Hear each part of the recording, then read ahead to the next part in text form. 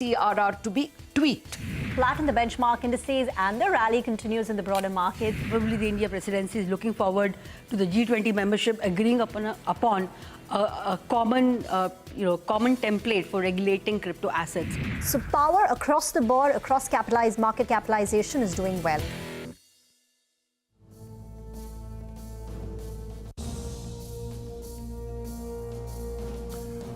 Okay, well, that is the day so far. You're with us here on a fresh new edition of Closing Bell. I'm Prashant. With me, my colleagues Reema and Surabhi.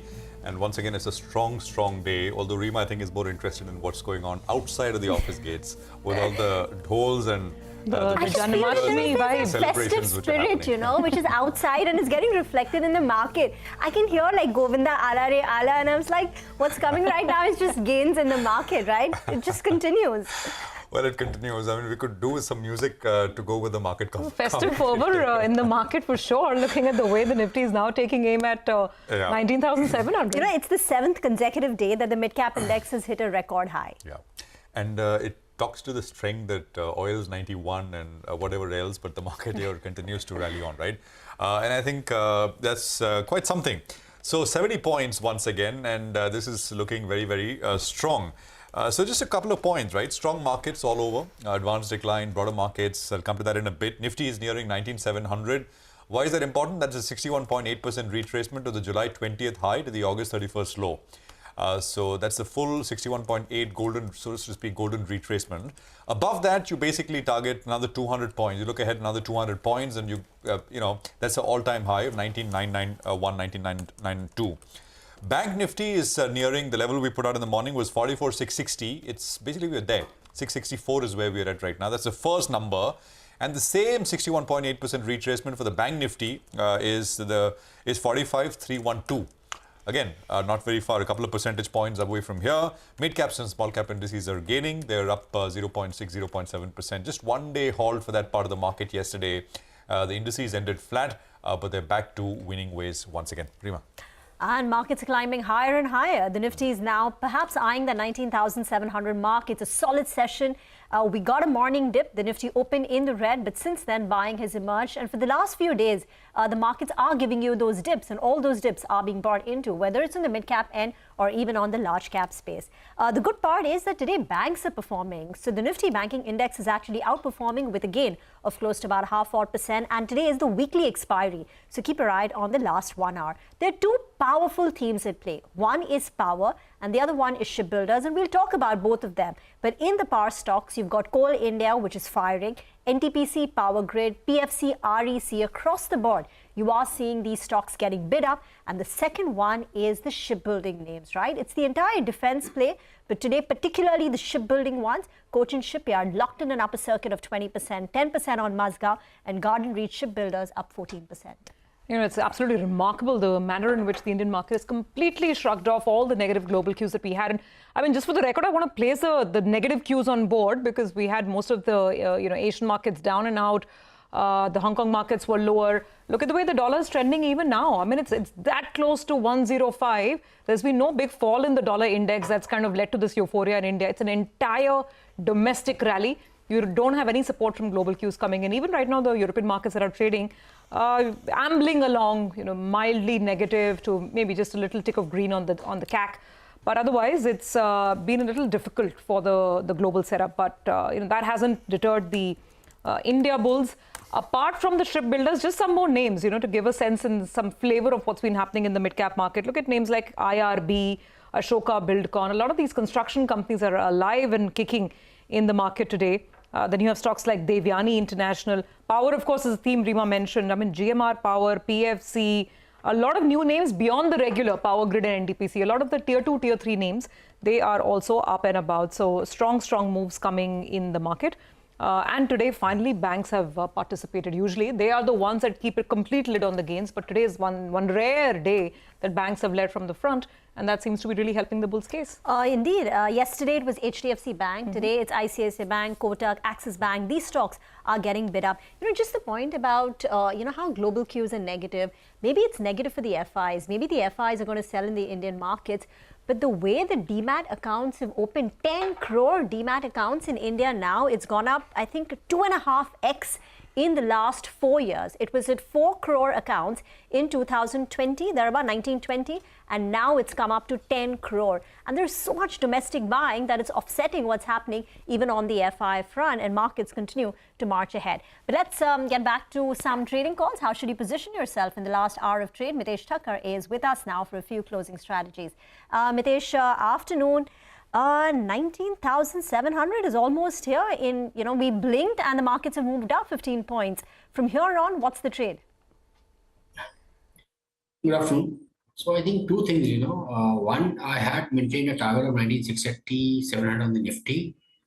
That looks like a little bit crossed. The reason I'm saying so is because the bank Nifty on an intraday chart has managed to get past the channel, which was at about 44, 690, 695 zones. We're just trying to get past that. The bank's individual stocks also showing good momentum, especially led by HDFC Bank, sorry. So I think, with this kind of a setup, it is very likely that the bank Nifty will edge higher. The target I'm looking at is around 45,050 to begin with. But a good chance of us heading towards 45,350, 400 zone, which is what Prashant was also highlighting. So if you have about 600-700 point kind of an upside in the bank Nifty, and the Nifty charts also are not showing any signs of weakness, it is likely that the Nifty will also head towards 19,850. So one, if somebody wants to take a trade right now, I think the bank Nifty with a 120 point kind of a stop loss on the spot is what I would recommend going long over here. And try to ride it, take some profits around 45,050 and then 45,350. And on the stock side as well, I have two buy calls. Sale is something which has given 3 days of pullback, tested the gap and bounced back from there. So keep the stock just below today's low. 97.25 is what I recommend, and look for a target of 104 here. And the other stock which I like is Tata Motors, which after a few days of consolidation is showing some signs of an upside move. So that's a buy with a stop at 608 for targets of 635. Okay, Mitesh, thanks for that. We'll come back to you shortly for more. Now, United Breweries is this first stock we're going to talk about. It's surging. Last I checked was about 5% plus higher. And they've got a new man at the top. They've been without a CEO for some time, but one has been appointed now, and the market seems to be liking it. Mangalam is here with the details. Mangalam. Well, nothing excites a consumer stock more than the announcement of a new leader is something that we've learned over the last couple of years. And importantly, if it's a company which has strong brands and has been underperforming and has been leaderless, then the appointment acts as a bit of a positive catalyst as well. And that's exactly what has happened with United Breweries as well, where they've announced Vivek Gupta as the MD and CEO for the next 5 years. Remember, the earlier MD and CEO, Rishi Pardal, had resigned in February 2023 itself. And since then, the stock has been underperforming. I mean, just to put things into perspective, despite today's move of 5%, the stock is actually down 2% from the start of this year, which is a vast underperformance. If you take a look at the other, alcohol stock in the same space, we have United Spirits, which is up 20% this year, and the midcap index itself is up 30%. So it has been an underperforming stock, leaderless, and now a new leadership has come about. Where does Vivek join United Breweries from? Well, he's joining the company from Udaan, where he was the chief business officer earlier. And prior to that, he's been working at P&G itself for more than 20 years, 22 years to be precise. And he's also taken up leadership positions at international arms of Procter & Gamble as well, where he was the MD of P&G Australia and New Zealand. He's 47, so obviously has a long growth runway ahead of him and an MBA from IIM Ahmedabad. So person joins in from Udaan and the stock literally takes off. That's about United Breweries. Well put, Mangalam. Indeed, I mean, that's an appointment that's definitely got, the stock on a high, if I may add. Interesting one. Thanks very much for all the details there. Deven Choksi is joining in, so let's kickstart the conversation with what else but this big move that United Breweries is right now making. Deven, good afternoon. Good to have you on the show. What is your, overall take on this alco-bev space? Because if you look at discretionary consumption and if you look at stocks like Titan, I mean, there is so much buzz out there. Even Sula, if you're talking about the alco-bev space. What thoughts specifically on United Breweries and this appointment? Well, Survi, I think would refrain from putting my comments on this sector because I think we don't like this sector. Okay. Overall, your sense on, let's say, urban discretionary consumption is that a theme that you like? And if yes, how would you play it? Well, I think that remains certainly clearly a favorable play because given the kind of disposable income in the hands of individual consumers, I think the amount of money which is being spent in each and every area, be it in the area of leisure travel, be it in the area of hospitality, be it in the area of the purchase of vehicles, and also I think in the area of I think white goods. So all in all put together, I think the trend remains extremely favorable. Fortunately, I think along with higher amount of disposable surplus in the hands of people, comparatively, I think for the companies, and particularly I think for the auto hands and the FMEG companies, their input cost currently remains, I think, quite under control, and that is, I think, a good news as far as the margins for these companies are concerned. So on one side, the demand scenario remains upbeat. On the other side, the margins are remaining intact, which is, I think, a good mix of higher performance for profit performance for the company. So from that perspective, yes, I guess I think most of the companies are having a good run at this point of time. I don't know. I think how much one would probably I think attribute it to in form of percentage appreciation, but safely put, I think around 15 to 17% kind of appreciation is being seen in some of the FMEG companies that we are talking about. Okay, let's move on and talk about the shipbuilding stocks. Mazgaon Docks, Cochin Shipyard and Garden Reach. They're all sitting at a record high. Now, shipbuilding stocks have doubled their market capitalization in 2023. What has it done to the government stake in these companies? Hormas joins in with the details. Hormas. Well, it's been a stellar rally, right, in all of these three names, and they've moved in tandem with the entire defense theme that has gone up this year and some part of last as well. And I'll talk about all three of them individually, starting off with Mazgaon Dock. That stock is up 160% this year, and the stock now from its IPO price of 144 is up 14 times. So that shows the kind of rally that the stock has seen. Now, it started this year with a market cap of around 15,500 crores, almost 16,000. As we speak, that market cap is touching 42,000 crore rupees. Now, the government owns around 85% stake in Mazgaon Dock. Now, that is valued at close to 35,000 crore rupees at the current price. Now, here's a bit of a concern as well. Now, over the last 5 years, Mazgaon Dock has seen a consistent decline in its order book. It started off FY19 with around 55,000 crores. As of FY23, that number stood at 38,000 crore rupees. And the management, the company received an order recently worth 2,700 crores, and as of their June quarter update, they mentioned that their order book stands at around 39,117 crore rupees. The management mentioned that this entire order book will get executed in the next 3 to 4 years, and they are expecting to grow on an average of around 20 to 30%. The street, though, is turning cautious, with analysts projecting a potential downside of close to 24%. Now move on to Cochin Shipyard, and that stock has also doubled this year, and it's been the best year for the stock since it listed almost 6 to 7 years ago. It started off the year with a market cap of around 7,500. That has doubled to now 15,000 crores, and the government, which owns a 72% stake in the company, is now valued at 11,000 crore rupees. Now I'll talk about the sales bit for Cochin Shipyard, and they have been very erratic. Peak sales in FY20 stood at around 3,500 crores. They have still not managed to cross that figure.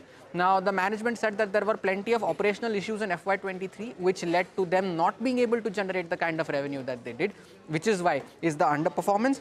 And the company recently won an order worth 580 crores for cargo vessels and another 300 crores from the Indian Navy in June.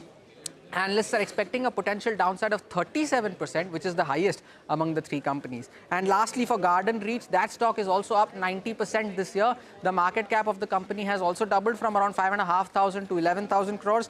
And the government, which owns a 74.5% stake in the company, is now currently, that stake is valued at close to 7,900 crores. Now, Garden Reach's order book has also been pretty stable. It has not gone up substantially, but it hasn't gone down either. And at the end of FY23, it's at 25,100 crores. They also won an order worth 248 crores in May. And the management spoke to us last month, and they mentioned that this entire order book will get executed by FY27, and the next 2 to 3 years will be peak revenue years for the company. And the street here is also cautious, with potential downsides of close to 22%. So there's been a stellar rally in the stocks, but the street is erring on the side of caution. Okay, thank you very much for that comprehensive analysis. Devin, as Hormas was telling us, for some companies like Mazgao, the order book has been steadily declining. Some companies are still not back to what their peak revenues were about 2 years ago. Despite that, these stocks have rallied and rallied hard. Where do we go from here on? Do you think there is some exuberance built into the stock price and current valuations? Well, I think promises are many, and I think these companies have the potential to deliver those promises. However, when you look into the past of many of these companies, at the best, I think they have grown their top line by 15-20%. And at the best, I think they've grown the cumulative profits at around 20-25%. So I think the quarter after quarter, I think the numbers are not something which one can see very consistency in this business. Hopefully, that should change in the coming quarters and the years, because the government's orders which have been released and are likely to be released, I think are likely to suggest that these companies would have relatively stable business environment compared to what they were before. Only caution that I am always putting across that government is the largest customer in this particular space. The margins are always going to be, I think, quite competitive. And that's where probably I think the higher valuation may result into, I think, some kind of disappointment for investors if they probably buy at a price where I think the stock would languish for a longer period of time if the price performance do not match with the profit performance. So that is a caution that one needs to exercise, but otherwise the environment is becoming quite clear. Hopefully, if they deliver on a sustainable basis in next 12 to 18 quarters, I think they would be probably relatively safer companies to stay invested, but buy at a deep. That is what I would like to consider. Devin, any thoughts on, I got that. Any thoughts on Coal India? It's up 6% today, 15% this week. So the good news, Prashant, out here is on steadily they are increasing their output, which is around between 15 to 17%. And the price realization, both in e-auction as well as in the contracts, are definitely working in favor of Coal India. So from a perspective of looking at relatively higher and sustainable performance, yes, I think this is a time where you are seeing this particular performance now happening. In last few quarters, I think we have seen the sustainability in the performance, in the production, in the revenue numbers, and that could possibly continue going forward. Maybe I think currently many of the public sector companies, including in this particular space, mining space or coal, are relatively under-owned, and as a result of which, I think they are also available at a valuation which is not far too expensive. That is one of the reasons for which allocation of capital is going into these companies and the investment is taking place. Downside remains limited as I see it, but I think don't expect too much of a upside immediately. Maybe I think average appreciation of around 15 to 20% should possibly be considered as a good appreciation in the stock price. What a chart that really is, Coal India, right? Looks like almost like a mid-cap stock, as if something just suddenly shot up. But that is what the last couple of days have really done to the stock when we, became aware of this acute sort of power shortage that was building up in August with demand rising big time. And that is Coal India for you. By the way, what's also rising is the market itself. I mean, look at the momentum. When we started the show, we were saying the Nifty is taking aim at 19,700. It's done that and more. It's now moved to 19,225 to 26. Sharp moves on banking stocks. Pull up Axis Bank, ICICI Bank, HDFC Bank. All of these financials are really powering the Nifty. Those are the big ones. Yeah, that's Bank Nifty itself now full 1% higher. All of its constituents are moving up. Reliance is helping the market as well, with a gain of about 0.25%. So Reliance also is now slowly beginning to join this party, and it's turning out to be a pretty heady one on the street. Suddenly, look at that move on a big stock like Reliance Industries. Well, let's take a break. We'll keep tracking this big surge that we're witnessing in the market and get you more as well in just a bit. We'll be right back.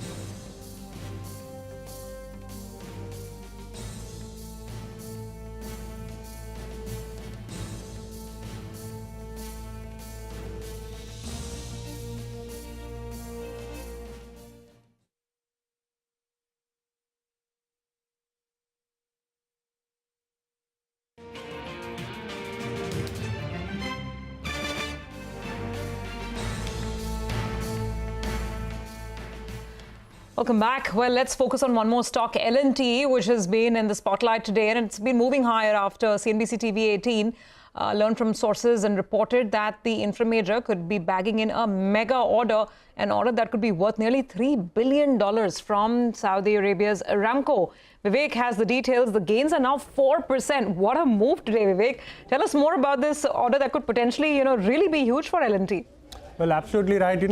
Every time we talk about L&T, the size of the order win is something that does matter for a company of the size of L&T, and having an order book in excess of 4 lakh crore. An order win in the range of 5 to 10,000 crore is, routine business. But this particular order win is quite significant and quite material. What we understand is that the company is the preferred contractor for getting Saudi Aramco's Jafurah unconventional gas development project. Like you mentioned, this particular project would be worth, or this particular contract would be worth close to $3 billion. That is almost 25,000 crore, between 24 to 25,000 crore. Now, what will actually L&T do for this particular contract? L&T will develop the gas processing plant and the main process units for the project. Now, very interestingly, Saudi Aramco also recently invited bids for close to $10 billion for Safaniya gas field, and these bids were recently submitted. While it still remains to be seen, what exactly and where exactly is L&T the lowest bidder and the preferred bidder. This is also another order that is important to keep track for. Now, apart from that, we did reach out to L&T. They have not yet responded to our queries. To give some context, at the end of FY23, L&T had an order book in excess of 4 lakh crore, and they gave an order inflow guidance, on a base of 1.8 lakh crore of 10 to 12% upside. So with this particular order win and some few other order wins that are in the pipeline, there is a good chance that L&T at this point of time would be able to go ahead and exceed the order inflow guidance that they're given. Also remember, Q3 and Q4 could be slightly lower. Management has flagged off that given it's a pre-election year, the domestic ordering activity could be slightly subdued then. Okay, all right, got that. Thanks very much, Vivek, for the details. Huge move really on that stock today. Devin, what do you think? This is, of course, a big trigger that the market has latched on to. L&T's had a great run as well, no doubting that. How do you find valuations now versus, let's say, historic highs? And would it still make it to your portfolio? So, I think we have been holding the stock in the portfolio. But more importantly, the visibility of the order book, I think, is now basically standing at around 2.5, 3 years. I think from the perspective of execution, I think the company is pretty steady in the execution format. Given the large size order book, given the large size executions, and in infrastructure space, one is not too gung-ho about, I think, seeing the very high jump in the execution business. Execution would remain probably in the vicinity of around 15-20% kind of a growth going forward. And same would probably be the situation with a higher amount of new order intakes. I think the infrastructure related space is commanding significantly a high amount of attention at this point of time. And as I've been making a point earlier too, that I think this kind of companies probably deserves to be there in the portfolio, because I think they are steady performers, and probably I think downside risk in the current environment that the government is spending maximum amount of money is relatively less. So any fall in the stock price, I think in a given situation in the market, would be a more than welcome kind of an event for adding the stock further into the portfolio. Okay, got that.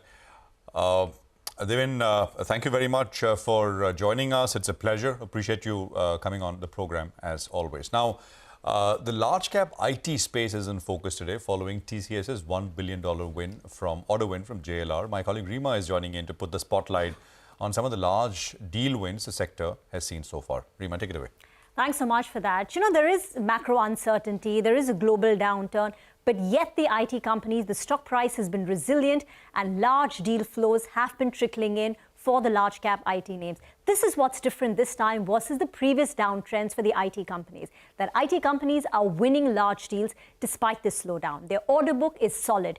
Just today, TCS announced a large deal with JLR, which is valued at $1 billion, spread over 5 years. But in the last month, in the month of August, we had HCL Tech signing a $2.1 billion Verizon deal, and Infosys signed a mega deal with the Liberty Group. It's valued at €1.5 billion for a period of 5 years, but there was an option to extend it for a period of 8 years with an estimated value of €2.3 billion. So basically, these are mega deals.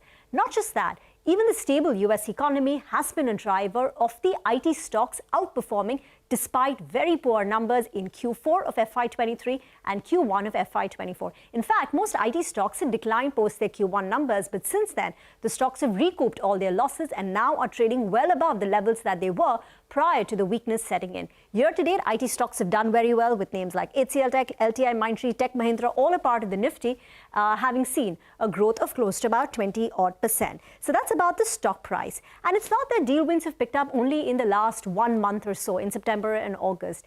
For the last 2 quarters, which is where the slowdown has been most pronounced, the company's order book, the deal wins, the pipeline has been very, very solid. Just for reference, we've taken for TCS and for Infosys. Now, both for TCS and Infosys, the deal wins in Q1 were higher compared to what they were in Q1 of last year.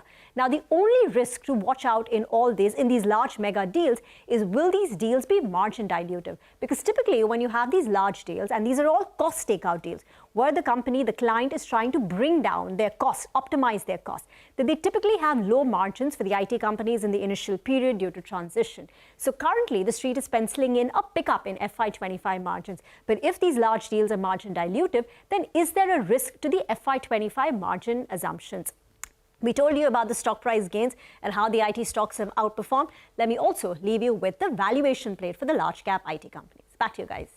Right, Rima, thank you very much for that interesting kind of information on IT. And I'll Rima, let you pose a question on IT to Shiv Sehgal, who's our next guest. He's joining us now, President and Head of Nuvama. Shiv, good to have you with us here. Thank you very much for your time. We had a discussion on mid caps, small caps with 2 fund managers yesterday. And we looked at, I don't know if you saw that, but we had Pankaj Tibrewal and Tahir Badshah talking to us about that space. And we looked at, mid caps relative to large caps as a percentage of the total free float market cap and historical valuations and everything. You are looking at this in a different way. You're bringing in the global comparison here. And you seem to be saying that globally mid caps have not done very well. And it's an India phenomenon. And you're kind of drawing that comparison saying that it doesn't last. Explain, Shiv. I mean, one would imagine especially, smaller companies can be impacted by local trends more, right? Larger companies, I mean, the trends are similar. What's happening in the US will happen sometime here, and I guess vice versa. But does it necessarily have to be true for some of the smaller companies as well? Go on. So firstly, thanks for having me back. I think the last time we spoke was a couple of months back, and I was extremely bullish. And I had mentioned that I remain bullish. And the Nifty mid-cap is up like 22% since we last spoke. Firstly, I remain constructively bullish on the India space, right? I think India is going through a transformation that the likes of which we have not seen before. Putting some anecdotes to your question, I think there is no anomaly. You guys have discussed it as well. At the moment, the mid and small cap stocks now constitute 31% of India's total market cap, which historically we are at the premium levels. And, a lot of these mid caps have not seen these prices since, the peak in 2018 Jan. But having said that, I think, whenever you see a massive ramp up in a short space of time, which we have seen in the last 3-4 months in the mid cap space, there is a little bit of consolidation that is required. And to your point, absolutely, I have mentioned that, the Indian mid caps are a bit of an anomaly globally. Globally, we have seen that apart from in the last maybe 2 or 3 weeks, some EM flows have coming back into the China small cap space. But by and large, any flow that has happened in the EM space, in the small and mid cap space, India has been the forefront of it. And it's similar at the massive passive level as well. We talked about the stat that if you look at year-to-date EM flows, India has generated 50% of those inflows into the country.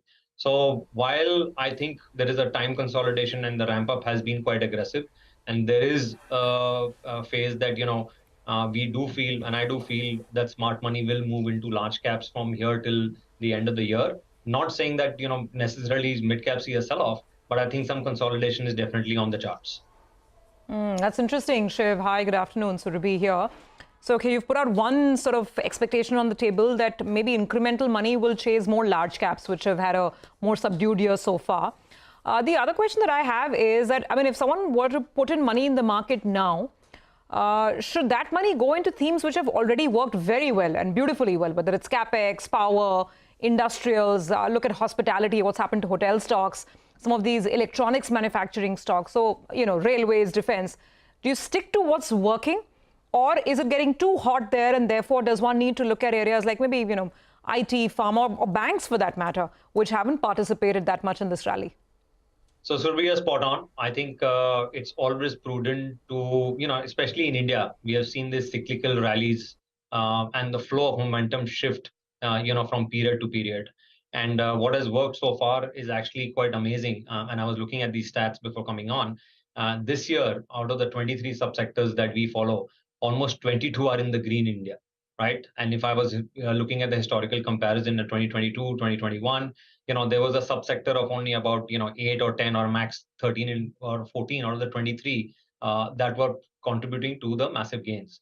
This time around, it's very broad-based. As you rightly said, in certain sectors, we have seen very significant outperformance. I do feel that I also have a view on the global outlook from here till end of the year.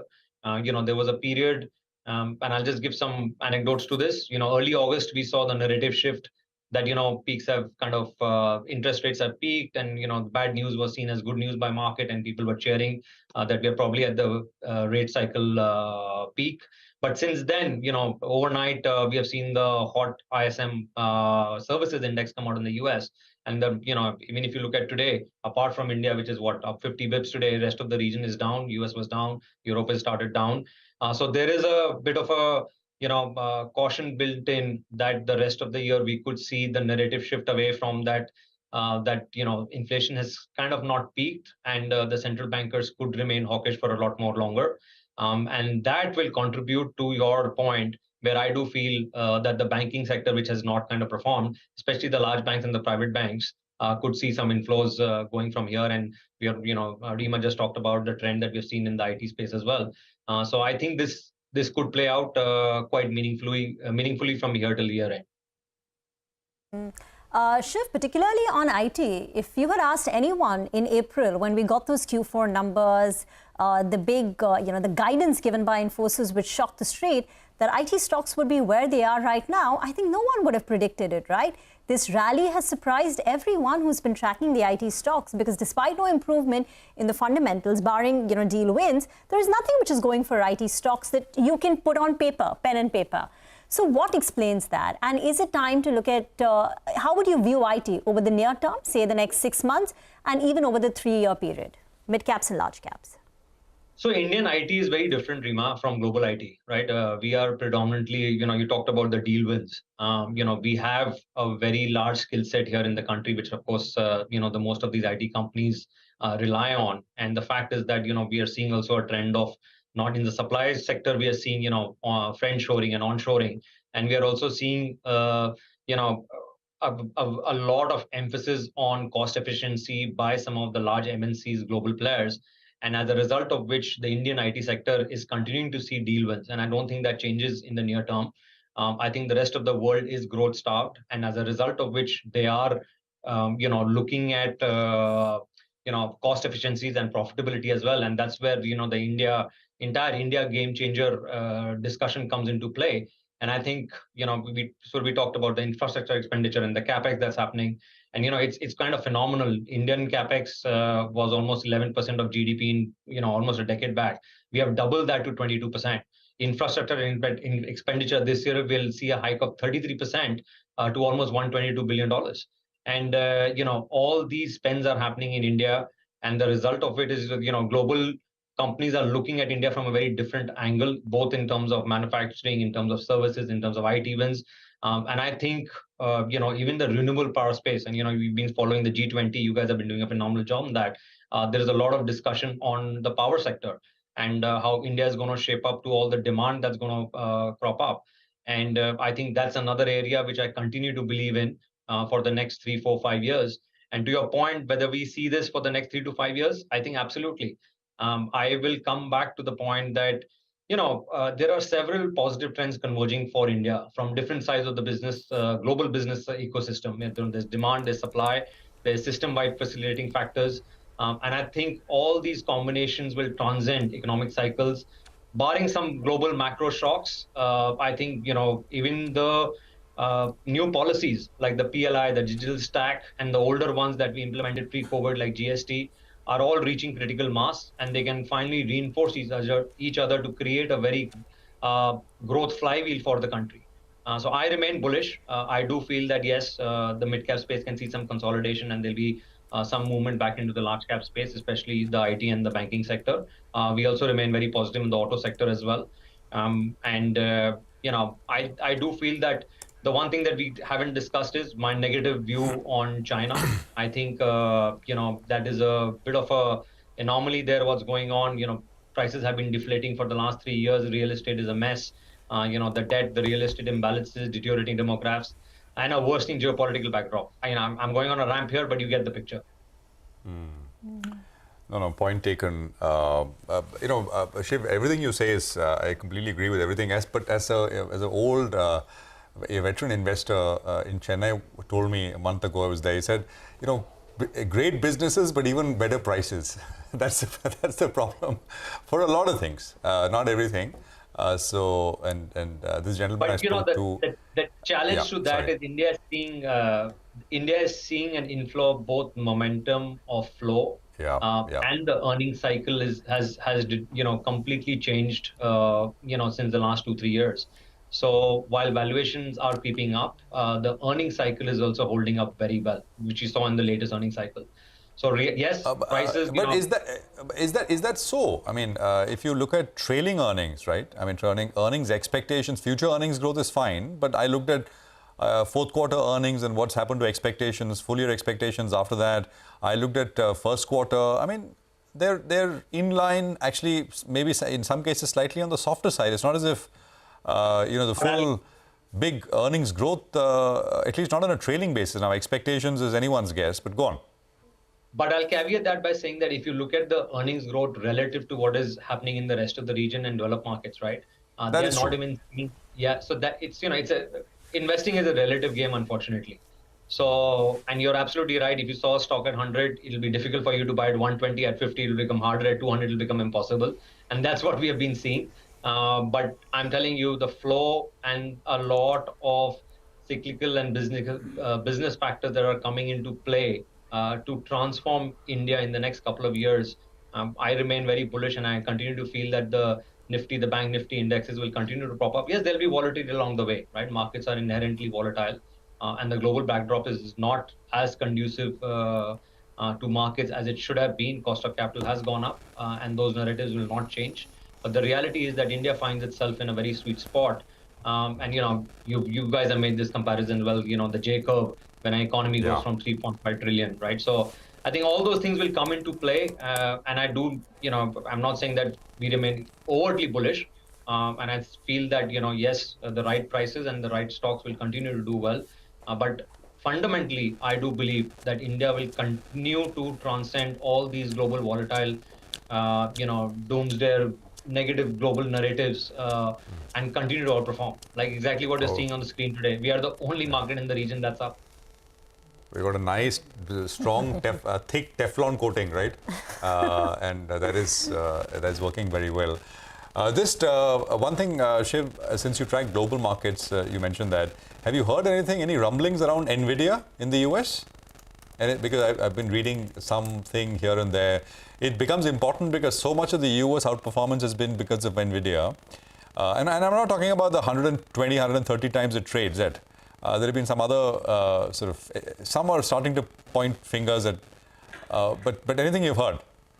So I think I will answer that by saying that, it's gone up. It's a very large cap, 1.2 trillion now. And the reality is that to grow at that size and to continue to have the kind of wins that they had with the AI revolution and the chip space that happened in the last 3-4 months will be very difficult to replicate. And I do feel that we have probably seen the top of that, unless, of course, the global central banks start cutting rates aggressively on growth coming off and falling off a cliff, as what we're seeing in China. But I don't see that happening in the near term. Okay. I think there are better places to invest at these prices, as you rightly said. No, absolutely. Maybe India is one of those places that explains the enthusiasm and the optimism that Shiv is making. Even 0.0001% of that money starts coming here, and well, who's to say what happens next? Well, Shiv, thank you very don't much. forget, just before you let me go on, the reality is that, people talk about India being the fifth largest economy in the world, 3.5 trillion. But if you look at the top 10 economies globally, our per capita GDP is still far lower. We are at 2,600. China is at 13,500, which is, still 5x, 6x of us. So we have a long runway for the consumption boom in the country and the wealth creation to happen at the middle income diaspora level that we keep talking about. And that is what I think this time is different. As long as we don't do a self goal, and I don't think we will, the trend is only higher. Well, it's always a good chat with you, Shiv. A great conversation as always. Thank you very much for your time here on CNBC TV 18. I just want to quickly highlight what's happening with Z. It's interesting because it's spiked up very sharply. And this is starting 250 or so. And from what, 200 and, okay, about 277 or so, it's gone up to about 285. Tomorrow is a hearing. And there has been, it's done well coming into this Friday when this matter on Mr. Goenka continuing at the company, at least the appeal, etc., will be heard. So watch out for that as well. We'll take a quick commercial break here. We'll come back, and as always, our short-term trading ideas coming up with our technical experts. Stay tuned.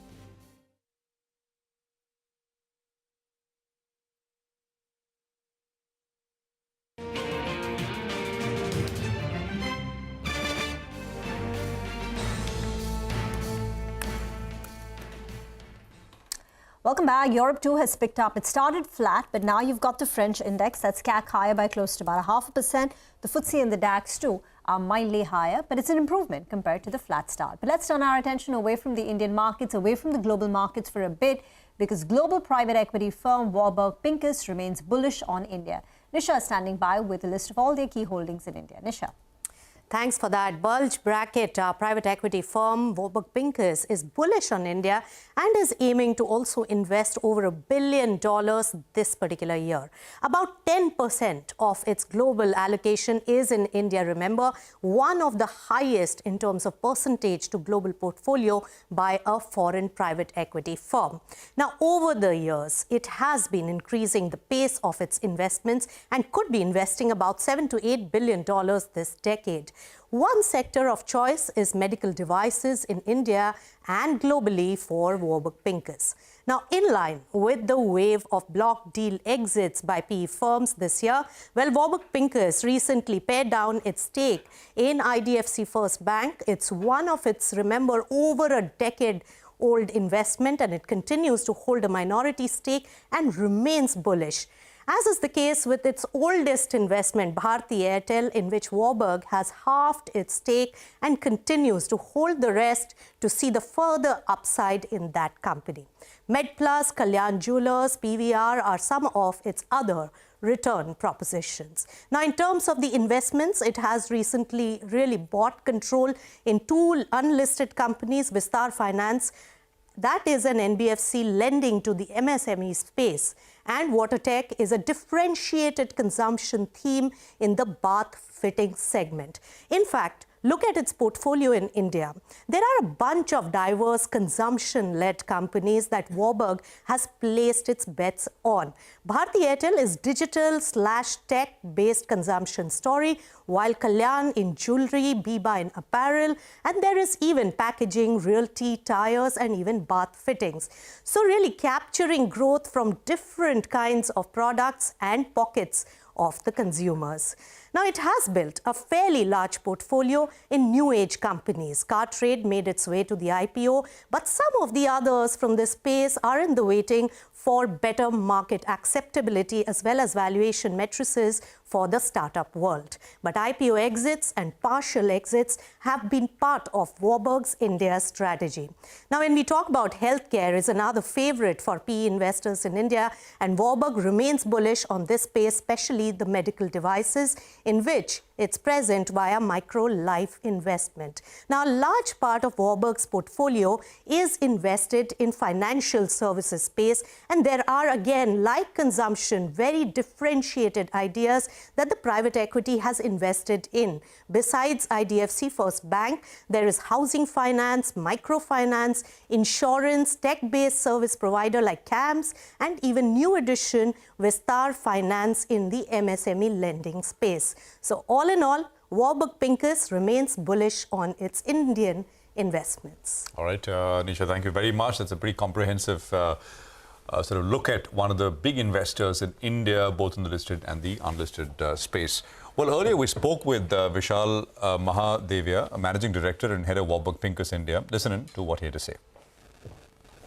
Firstly, markets are strong. Liquidity in the markets, both from domestic and foreign investors, remains really strong. And these new investors are looking for A-plus assets with really strong corporate governance. So funds like us that have helped create these assets, these institutions that are now strong listed entities, will naturally find windows like this for block trades that usher in the new investors. And I think, look, as a fund with a life, while we have no immediate plans to do anything, it will be natural for companies that we're in, companies that other private equity funds are in, to use these windows, and you'll see more and more block trades, is my opinion. All right, that's a word from Warburg Pincus and how they're looking at their investments in India. Back to the market, which is continuing to hold on to that momentum, 19,722 on the Nifty. Mitesh is back with us. Mitesh, what an afternoon it's turned out to be, right? We started with the morning, subdued cues, little negativity. Look at the turnaround now. What's your advice for the final minutes? See, earlier, I think at the start of the show, I was advising buying into Bank Nifty. That itself has moved up by about nearly 160, 170 points. And I think that still shows momentum. So on the trading side, I have a call on IndusInd Bank. Disclaimer, I have futures positions over here, and it's also a recommendation to the client. So there's vested interest very clearly. But for the timing, I would recommend buying this with the stop at 14.19 for targets of 14.75. And a BTST on TCS with the stop at about 34.45 for targets of 34.80. Okay, thank you very much for that, Mitesh. Enjoy the rest of your day. Sudeep Bandyopadhyay, the group chairman at IndiTrade Capital, is with us on the show. Sudeep, wanted to get your thoughts in on Nazara Tech. Now, earlier this week, the company raised about 100 crores from the Kamath brothers, Nikhil Kamath. Today, the company has announced that they've raised an additional, an incremental 410 crore rupees by issuing shares on a preferential basis to SBI Mutual Fund, 3 of their funds. So totally they raised close to about 510 crore rupees. How do you view Nazara Tech? They've done this issuance of share at a price 714, which is lower than where the stock currently is. Well, I think it's a fantastic company, and overall, the sector is such that it is globally booming. We have probably started to see the beginning of a major boom in this particular space. If we look at the global gaming space, and there are 2 components to it. One is the software part, the other is the hardware part. I think both software and hardware is booming globally, and Nazara is definitely well positioned to benefit out of the India cost structure and India-based operation. So not only India, but I think they can hope to become a formidable player in the global space. And to do that, obviously, they need to raise a lot of capital.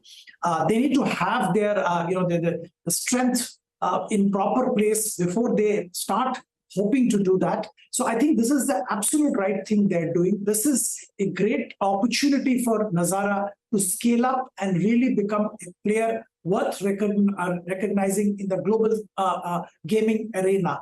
And with the kind of marquee investors they are getting in, I'm sure they're planning to do that. So yes, they did raise the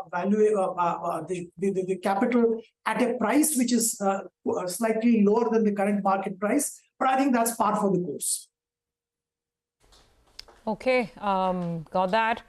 Sudeep, hi, good afternoon. What is happening with these shipyards? I mean, look at them. It's not like this move has just started. It's been on for a couple of months, and yet you still get 20% circuit days on names like Cochin. Garden Reach is up some 11%. Mazgaon is up 10-11%. Just difficult to wrap your head around it. What's your advice on these stocks now?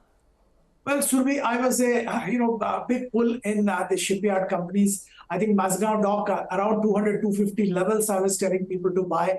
Kept on telling them to buy till about 1,000 levels. But what's happening now, I think, defies logic. And I'll be extremely careful at this stage on these 3-4 stocks which have really run up. Honestly, I have no answer to the question you raised that what we should do at 2,000 plus level on a Mazgaon dock, or the kind of valuation at which Cochin Shipyard today has reached or Garden Reach is quoting. I think the order book or the profitability projection doesn't warrant this kind of valuation. Also, we have to remember that the order win for these companies and the execution of that, there's a huge time lag. And the benefit of the order which they're winning today will come over a long period of time. So it's not that they're winning an order, so immediately profits will start flowing in. It's not a construction company. It's not an EPC contractor. So we have to be careful while we are studying these stocks. So I'll be extremely cautious and would request investors to also be extremely cautious when they are buying into these stocks. Prashant, when the year started, the financial year, that is April, it's not too far away, Mazgaon was trading at some 650 rupees. Today it's 2,100. So maybe 1,000 you felt it's enough, at 1,200, at 1,500. It's the kind of stock that I think makes investors feel silly and foolish on a daily basis, just with this absolutely insane momentum that we've seen. Mazgaon and its peers, of course, all of them are up and about today. The biggest shareholder in Mazgaon also would not have thought that the government of India. They'll be very pleased and happy with themselves, I'm sure. Shocked and surprised at the same time, I'm sure.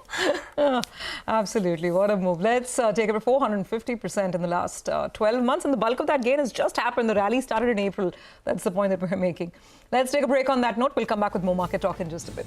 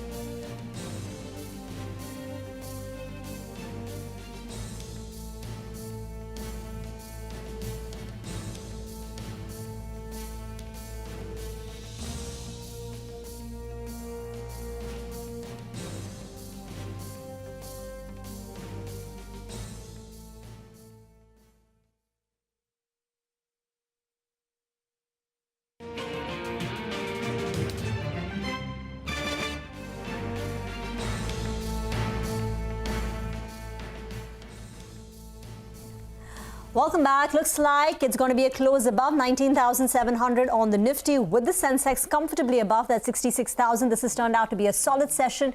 The benchmark indices higher for the 5th consecutive day, and this is despite weakness in the global markets. At least Asia closed firmly lower, though Europe is showing some strength right now. Sudeep, power, that's a pocket of strength today. You've got Coal India leading with a gain of about 7%. Power Grid, NTPC, these utility companies are also higher in trade. Do you like any of them? Which one and why? Well, I like both Coal India as well as NTPC. I think Coal India, there are two things happening. One is definitely their performance in terms of efficiency have improved significantly. That gets demonstrated in the output which Coal India is generating month on month, and that's growing. The second is the entire scenario on thermal power, consequent upon power demand increasing, has drastically changed, and coal demand is continuously increasing. Now, this augurs well, and that is getting demonstrated in the fact that the Coal India's realization, both at e-auction and the contracts, bilateral contracts, is improving. So I think Coal India, steady, stable return, they can continue even from current level, and an investor can definitely look at. The other company is NTPC. I think it's a great company, the largest power utility in India. And we all know about its traditional business, the great linkages, coal backward, forward linkages, but it also now has a very large green energy business. That's probably still not getting factored in. And at some point of time, value unlocking will happen. And even at current level, where probably the traditional business is fully priced in, the new energy business is not priced in. That's what we believe. And investors with little bit of risk appetite can definitely buy NTPC as well. Sudeep, we'll leave the conversation here for now. Thank you very much for joining in. Closing at the high point of the day for all the key indices, up 0.5% on the Sensex and Nifty. The midcaps are powering with a gain of 0.75 of a percentage point. The Nifty Bank is higher by nearly 1%. I think that's the big change that banks have performed today. So whether it's IndusInd Bank, which is topping the chart in the banking pack, State Bank of India is higher by 1.7%, Axis Bank, HDFC Bank, Kotak Mahindra Bank, all the banks today have done well. There was no exception to that rule. Apart from that, Power, Coal India, these are stocks which did well. The possibility of a large deal on L&T pushed the stock to levels above 2,850. So that was a big mover. IT contributed. Tech Mahindra, LTI Mindtree up nearly 0.5%. On the losing side, Torrent Pharma, some profit booking. Tata Consumer weak. Britannia under pressure. Tata Consumer, of course, some profit booking after yesterday's sudden rally in the last 1 hour, denying talks about buying Haldiram's. M&M a bit subdued in trade too. Well, of course, on the mid-cap screens, lots and lots of action there as well. IRFC, REC, PFC, a lot of these financiers, government-owned financiers, all of them have had a great session today. There's United Breweries. We were just discussing that story with Mangalam telling us more about the new person who's come in charge, 5% up. Shipbuilders we have discussed. Big gains on Mazgaon, 9%. Cochin Shipyard, 20% circuit, and even Garden Reach having a good day. Look at the new kid from the TVS stable, TVS supply chain. Good day for this one, 9% up on that stock as well. Devyani, Blue Star, it's such a long list of stocks and reasonable size mid caps. These are not even sort of very small micro caps or small caps. Reasonable size stocks that have done exceedingly well today. On the news side, in terms of where the action was, of course, Dixon, Keynes, etc., they were active because of that CLSA note. Keynes is finally going home with a gain of about 2.5%. Dixon also up and about. Jubilant Foods lost some ground on some cautious brokerage commentary that came in today. And, well, in Swift Lab, what do you say? 20% up yesterday, 20% down today. Oh, curious case, right? Yeah, I mean, big volume-led cut, actually. Some more losers. I mean, these fertilizer companies, right? Fact, GSFC, they all came off a little bit. I think APL Apollo Rima mentioned earlier. Rate gain is now back below 600 once again. HPL Electric, right? I mean, Genus Power and HPL have been sort of twins rising together. So that came off a little bit as well. Actually, in the large caps, I mean, L&T started flat, right? I mean, the order came through earlier on, but it was not as if it started with a big gain or anything. It started flat, and as the market picked up, I mean, it basically kept moving higher. So that's a big mover into which you could have bought into right at open. I mean, it started at 27.30 and ends 50 rupees higher from that point on, closes 28.46 on Larsen & Toubro. So that's what you have. Actually, more, sorry. That's a big one coming through, 115 rupee gain. 19,723 is what you have in the index, 112 points higher. Pretty good look once again. We'll wrap up on this edition of Closing Bell from all of us here. It's goodbye. Thank you for watching. But don't go anywhere. Our Thursday special, Big Deal, is coming right up.